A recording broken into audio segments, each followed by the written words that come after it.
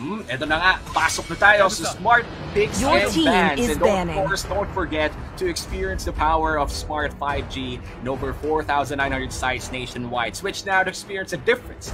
Visit smart.com.ph/MNP to learn more. Hashtag muling lumakad matatag and hashtag Sibol powered by Smart. Opening bans for Bren Esports and Blacklist International. They're gonna take away the Barretts and the Hayabusa. Alright, first two bans here, pretty similar bans. Iba lang yung order, pero won't be surprised if there we go, the Estes gets banned out by Bren Esports.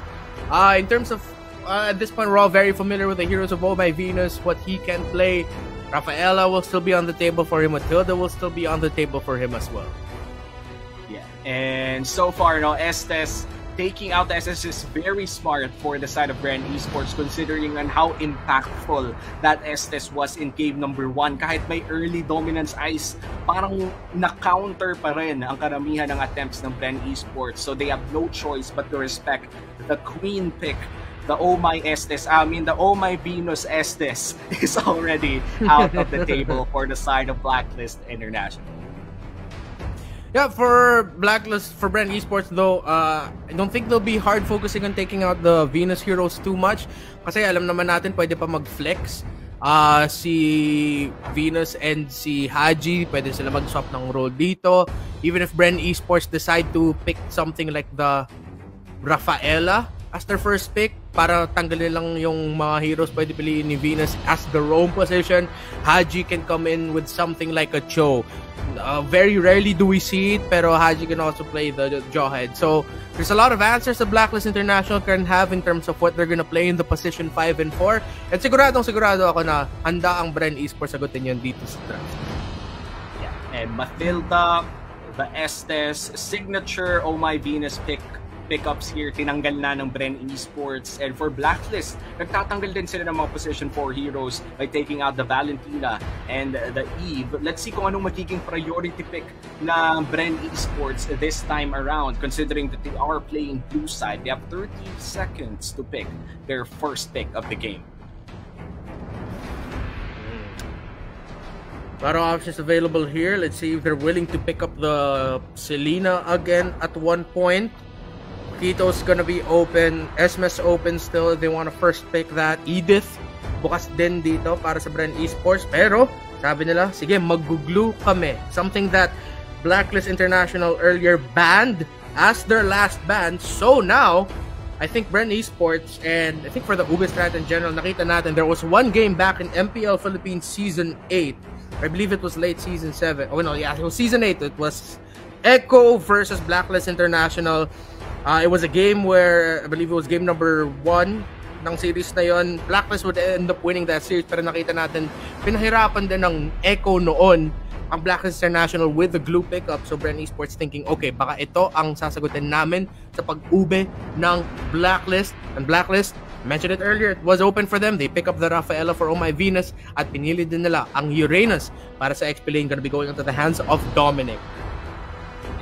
Blue will be the pickup here for Bren Esports, and parang ito na yung nagiging classic XP lane matchup natin, no? The Glue versus the Uranus, and ito ang ating makikita sa game number 2 between Blacklist and Bren Esports. The Rafaela will be the option for Venus here, considering na isa rin to sa mga picks na talagang gustong-gusto niyang laruin. Ang joke nga ni Baloyski or Greed coming in from Onyx Philippines nung nispam siya ng Rafaela no M3 was Oh My Baloyski na nga daw. But for the side of Bren Esports, they're gonna secure the Paquito. Might be a jungler or an XP laner, depende kung saan mapupunta yung Glue. I was about to say this also, they could pair up the Paquito with the Ruby, and they did!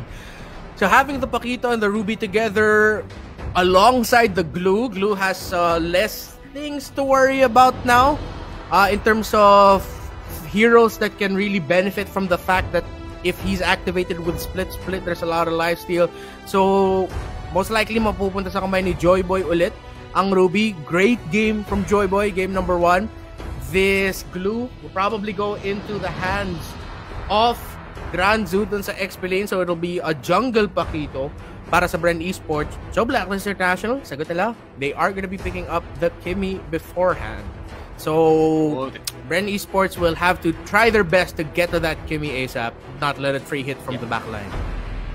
Alam na alam kung paano maglaro ang Blacklist International with that Kimi. Nakasanayan na nating makita si Oheb on this Kimi, but we are going to watch Owl instead on this Kimi. Harith din kanina actually nalaro din niya ng maayos in Blacklist International despite not having Oheb and Edward. As you said earlier in this series number 4 of the day, hindi naman sila nandito para makumpara. Nandito sila para maggumawa ng sarili nilang mga pangalan. And Owl and Dominic definitely game number 1. Nagpakitang gilas sa lahat ng mga Pilipino in that game. For Bren Esports, you could say the same for their rookies, but hopefully they extend this series to game 3 if gusto pa nila ng added exposure. Now, for the bans, tatanggalin nila ang Selena ni Few. Respecting Few, even though, again, in terms of the score, it didn't look like he had a great game, pero ilang beses nakatama ng Abyssal Arrow si Few sa unang laro. Ang dami! I've lost count of how many times he was able to hit that Abyssal Arrow. So Blacklist International respecting that fact. Also knowing that they are up against a Glue, Ruby, and Paquito.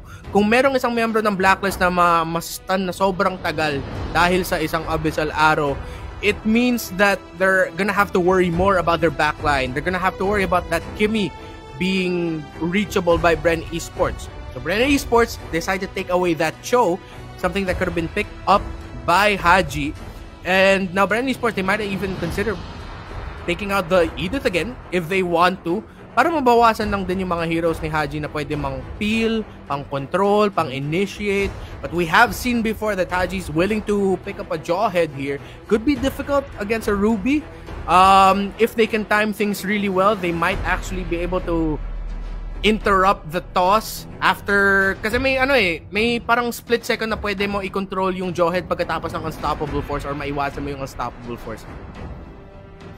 And I just have to say, no, si Haji talaga isa sa mga, imagine mo, from another role and now playing Post 5, one of the best Post 5. In fact, we could potentially say that best Post 5 in the world, considering that they won the most recent M3 World Championship. And as predicted, no, Reptar, na-predict mo, natatanggalin nila ang Edith at ang show ni Haji.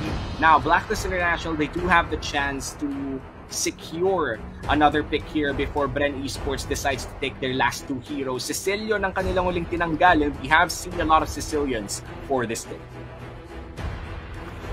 Yeah. Picks. Okay. Kagura.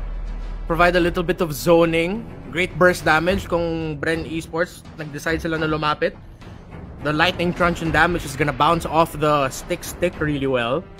Also at the same time, you get free Purify on the hands of Kagura. So, good safe pick there. It is gonna be a Rome Rafaela now. So, Bren Esports, seems like yun yung parang gusto nila na mag-Rome Rafaela. See if Blacklist will just put Haji in the position 4 and make Venus roam with a 5. So, Bren Esports will just need their mid laner again. What are they surprised? The Farsa is still open. The Farsa is still open if ever they do want to take that Farsa. Pero Brody na ata muna ang kanilang kukunin for the gold lane. Let's wait kung ano bang lalabas sa kanilang mid lane dito. Lilia ang kanilang kukunin for that wave clear. Na naban to last game. Last game na ban ng Blacklist ang Lilia. Yep. Great picks here by Bren Esports. There's a lot of room for the Lilia and the Brody to shine. Just gonna have to watch out for the Uranus, but there's a lot of burst damage coming out from the side of Bren Esports. If they have a good early game and they can farm up well, Lilia and Brody will be able to get the items real quickly and be able to deal a lot of damage. Mahirapan yung Blacklist International na lumapit sa lineup ng Bren Esports. So Bren, don't be surprised if they'll be the aggressors here. Kung sila yung mag-i-engage, kung sila yung mag-umpisa ng laban, really get close to the fight there. While Blacklist International will probably focus on re-engaging, being defensive, and then counter-engaging against Bren Esports. Yeah, and Clint will be their last pick now, Blacklist International. And I feel like this is going to be Oh My Venus playing on the Rafaela at Kagura naman para kay Haji position 4. We might even see a switch up here, but it's going to be the same players for game number 2. This is match point already, by the way, para sa Blacklist International. Ibig sabihin kung manalo sila ay madediretso na sila sa winner's bracket. Meanwhile, if Bren Esports wins this game number 2, abot naman tayo sa game 3. So abangan natin game number 2 is something that is very crucial in a best of 3 series kasi ito yung tipo na either ends it or extends it. Kung Bren Esports fan ka, make sure na extend ang gusto nyong mangyari and share the stream. Of course, like nyo na rin para mapanood ng mga kapwa mong Bren Esports fans. And of course, sa Blacklist International fans na rin na nakatutok ngayon, share the stream. This could be their final game of the night. In fact, the final game of the night. Let's head on to the land of Dawn for game number 2, Bren Esports versus Blacklist International. Sa mga sinabi ko dun sa lineup ng Blacklist International, that still holds true. But don't get me wrong, pwede pa rin mag-engage ang Blacklist International. We've seen it many times. Rafaelas these days, walang takot yan. Mag-flicker yan, tas mag-holy baptism yan. Venus can open up engagements and team fights and set it up for Blacklist International. They don't have to play defensively or they don't have to play counter-engage to make this lineup work. Just that it looks like there's a high possibility or high potential for Blacklist to actually win team fights like that. Na pag yung Bren Esports nag-initiate, they'll be able to counter. Maybe Oh My Venus can drop down Holy Baptism, stun a lot of members of Bren Esports, tas sasabugan ng damage nila Owl at ni Haji. But then at the same time, Bren Esports have a lot of initiation that they might actually be able to survive that or just pick off Oh My Venus early on. They'll lose a lot of their stunning capabilities. It'll just be really up to Haji and Al to be able to land the control. You'll get a bit of control from the slows of the Kimmy. So those are the things you have to look out for here in terms of engaging at sino mag-uumpisa ng mga laban dito sa game na to.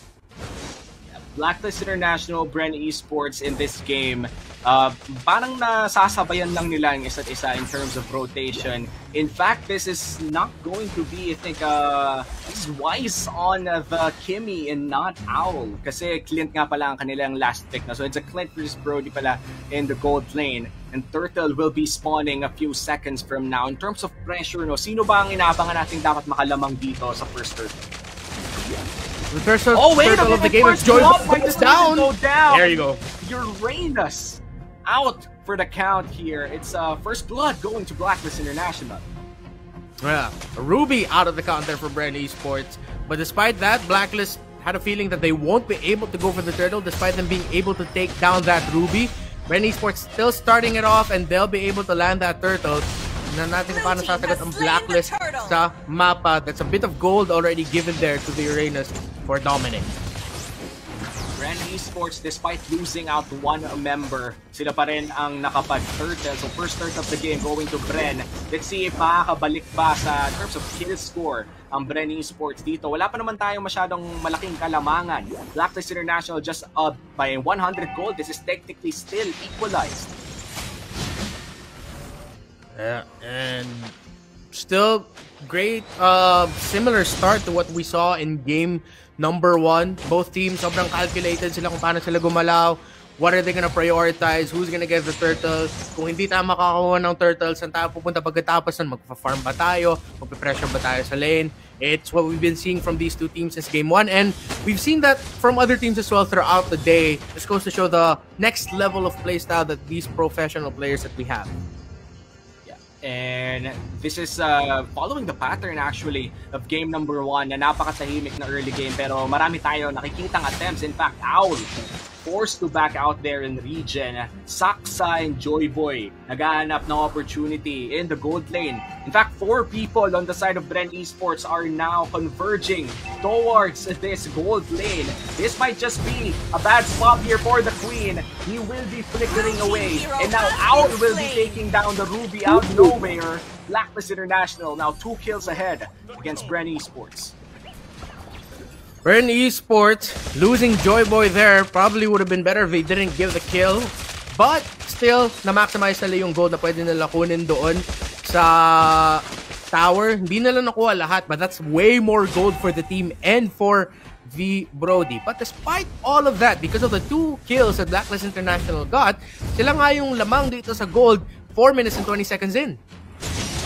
And mukhang nahanap na naman nila ang Queen. And there goes Venus. He's now down. The Turtle possibly going to Bren Esports once again. But the fight just continues down mid lane. Si Mlbb, si Few, naghahanap ng bawas. Pero clear na lang muna ng wave. Turtle, sisimulan na ni Saksa. Pero makikita siya ni Dominic. Mapigilan kaya siya ni Dominic dito sa Turtle. It'll be really hard to 4 versus 1. Dominic, wala siya masyado magagawa dyan. So he backs off. Blacklist still trying to get farm up for Wais. Of course, the farm for the Kimmy and for that Clint. Very, very important. For Bren Esports, moving around the map really well. So still a very close game and a close contest for both of these squads. And now Blacklist International. Very close contest, as you said. 100 gold lang ulit ang laman ng Blacklist International. And we are entering the 5-minute mark. This might be dangerous for the Queen. He gets pulled out. And immediately gets bursted down. Bren Esports equalizes the kill score. Confident play there by Bren Esports. Spot out si Oh My Venus now. Focus nila ang bottom lane tower para ma-delay pa si Owl. At para makalamang na dito si Kevs so he can start roaming around with that team. First tower of the game will be destroyed by Bren Esports. This should increase the tempo here for Bren Esports. Potentially go for a 4-man or maybe even 5-man take on the Turtle kung hindi naman in threat yung bottom lane. But what Bren Esports can do next is go for a 5-man Turtle take and just convert it into a tower on the top side kung bukas nga yung opportunity na yun para sa kanila. Oh no! Oh! Overstepping a little bit inside the jungle of Bren Esports. That's 2 straight kills na nakakuha ng pick-offs ang Bren Esports dahil naiiwang mag-isa ang mga ibang miyembro ng Blacklist International. I feel like kailangan na nilang magsama-sama dahil doon sila malakas. At nahilapin naman dito ang The Queen.